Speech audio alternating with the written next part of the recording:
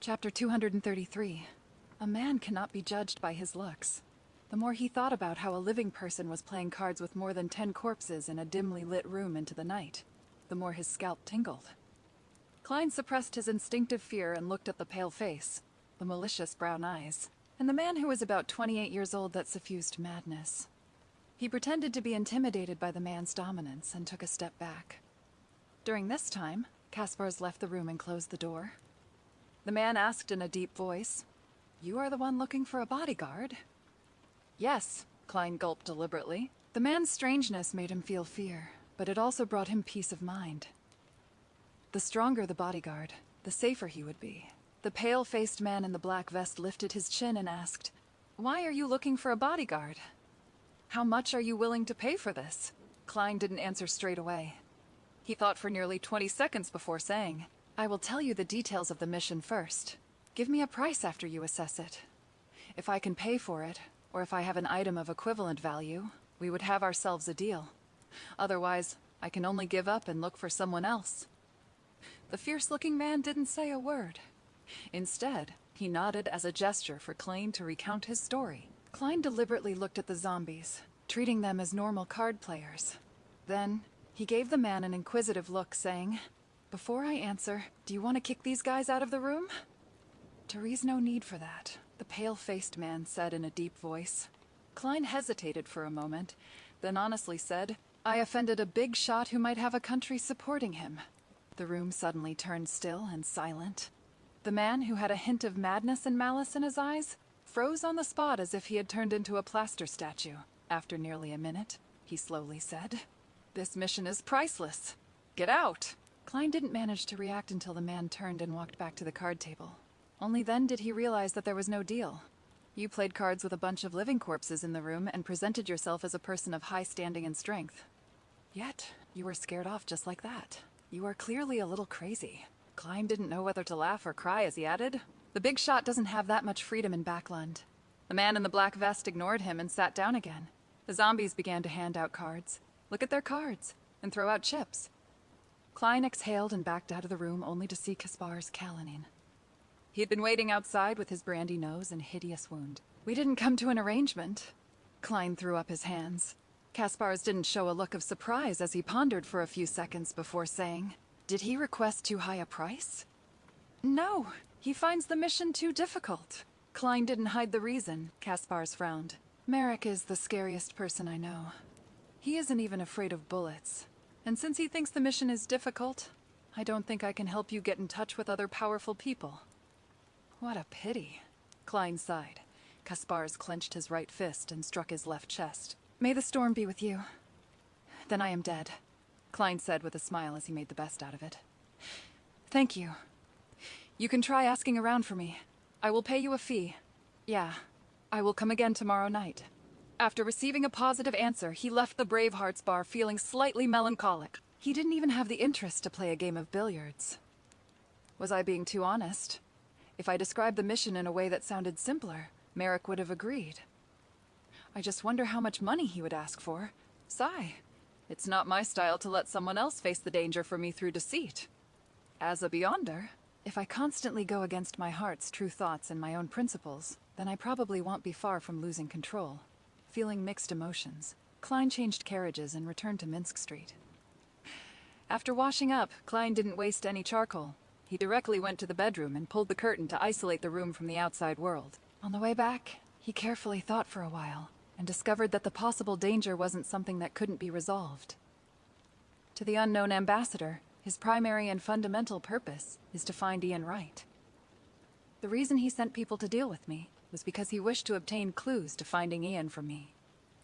If direct interrogation doesn't work, killing me and channeling my spirit could be considered.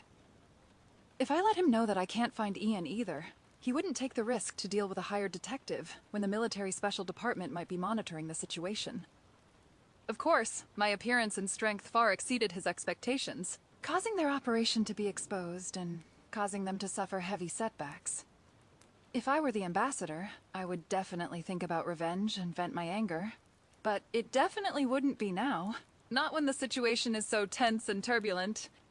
Yes, this is building on the premise that the ambassador has brains And he isn't a good-for-nothing who got to his position through connections and only knows to act rashly.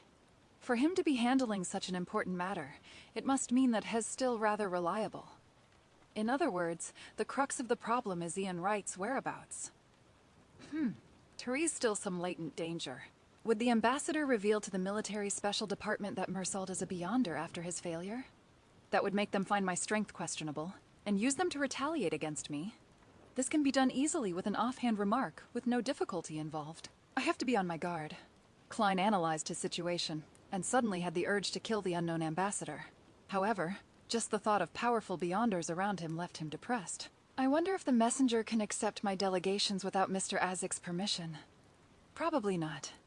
Should I pay close attention to this matter and find an opportunity to silence him? Since he sent someone to kill me, I wouldn't feel any psychological burden from killing him. Yes. I can consider setting a mission for the Tarot Club. Let's see if Miss Justice and Mr. Hanged Man have any solutions.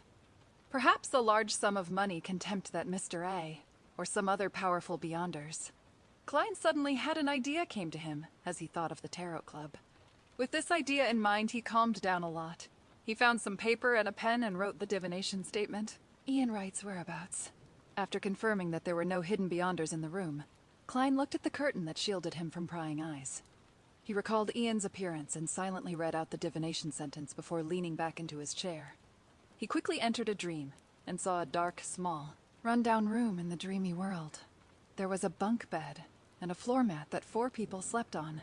Ian was curled up at the top of the bunk bed, sleeping soundly under an old satchel. When the dream shattered, Klein opened his eyes and interpreted the revelation.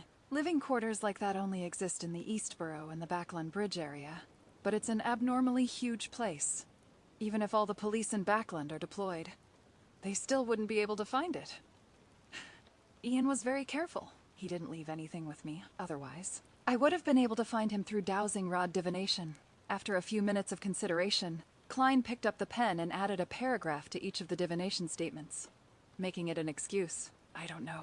Ian Wright's whereabouts? I haven't seen him since we found Zreel's body. That piece of paper was left on the desk with a pen pressed against its edge. After all was done, Klein got up and went back to his bed, making a quick, less obvious flick of the coin to make sure that no one was watching him.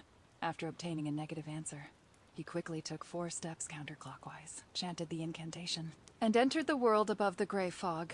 Within the ancient and towering palace, Klein couldn't be bothered to inspect the situation around him, and instead repeated the divination he had just done. Seeing that the negative answer hadn't changed, he stopped feeling so nervous. Raising his head to the side, he realized that the core position of the newly added crimson star had been dyed with a sun-like gold. Is this the source of the warmth I felt? Klein spread out his spirituality and gingerly touched it in response to the prayer. A blurry scene quickly appeared in front of his eyes. The petite lady he had tried to pull up above the gray fog was standing in front of an altar with a lady with slightly curled brown hair. A man wearing a white mask softly chanted the honorary name of the eternal blazing sun, creating a warm and pure light. Was she trying to get someone to do an exorcism? Klein almost laughed. At that moment, he finally understood the reason behind the previous situation. It wasn't that someone had penetrated the gray fog and locked onto him. It was similar to Justice and company reciting his honorary name before making a prayer.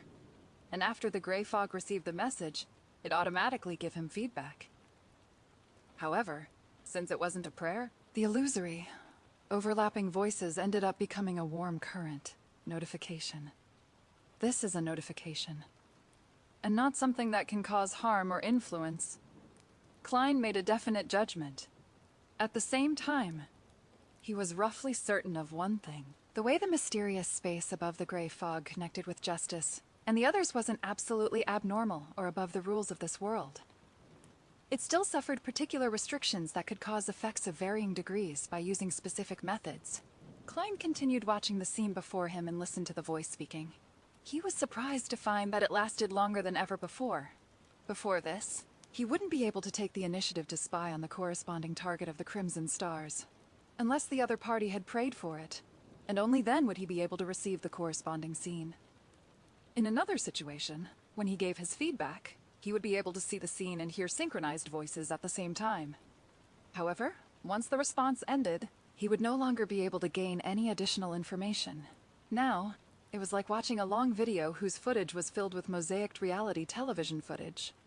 He saw the petite lady talking to a man in a golden mask in the study, heard her companions address her as Shio, and realized that she was looking for the Beyonder potion corresponding to the sheriff's potion. It wasn't until the two women returned home that Klein felt regretful that he failed to identify their address. The recording thus came to an end, watching the gradually dissipating gold colors. He nodded his head thoughtfully. He vaguely understood why such an anomaly had appeared. In other words, the power of purification helped me maintain the corresponding passageway. Shio's 30 pounds was worth it. I wonder when I will be able to maintain it myself? Klein shook his head and smiled. He took out a pen and a paper to continue to divine Ian Wright's whereabouts.